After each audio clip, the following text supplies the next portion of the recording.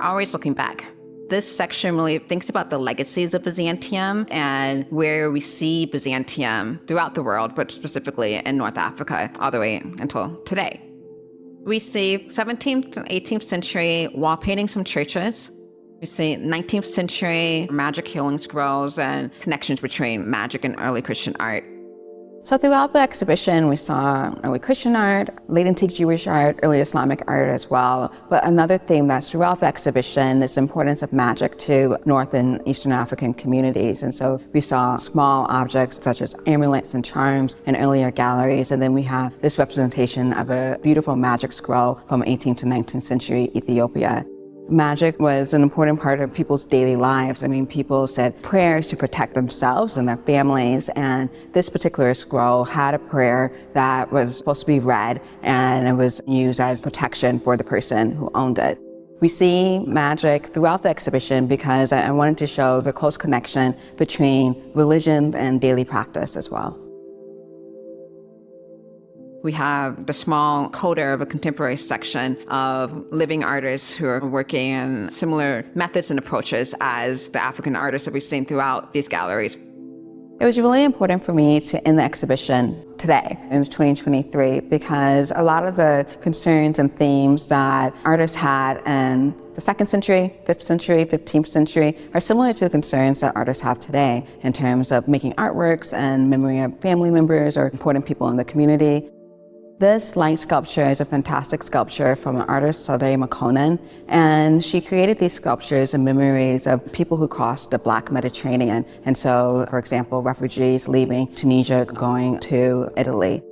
Each sculpture is inscribed with names of women who passed away.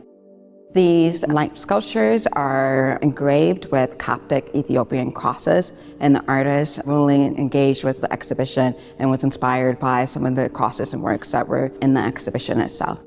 But then also these textiles that she made in response to some of the textiles and mosaics throughout the exhibition.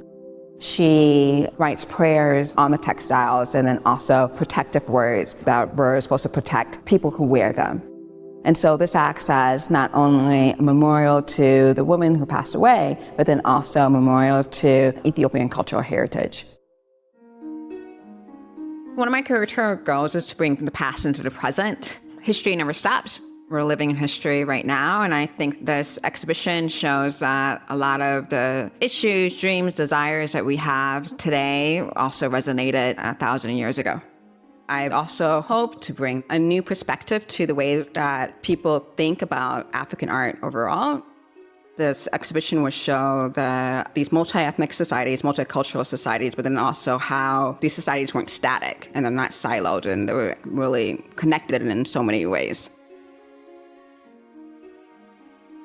This ambitious project, another great partnership between the Met and the Cleveland Museum of Art, was conceived and realized by Andrea Archie, Mary and Michael J. Harris Associate Curator of Byzantine Art at the Met, with contributions by Helen C. Evans, Curator Emerita at the Met, and Kristen Windmiller Luna, Curator of African Arts at the Cleveland Museum. I'm very grateful to each of them, as I am to Griff Mann, Michel David-Wey, Curator in Charge, Department of Medieval Art in the Cloisters, for his stewardship of this project, and to the entire Met team that worked tirelessly to make this revelatory show and publication a reality.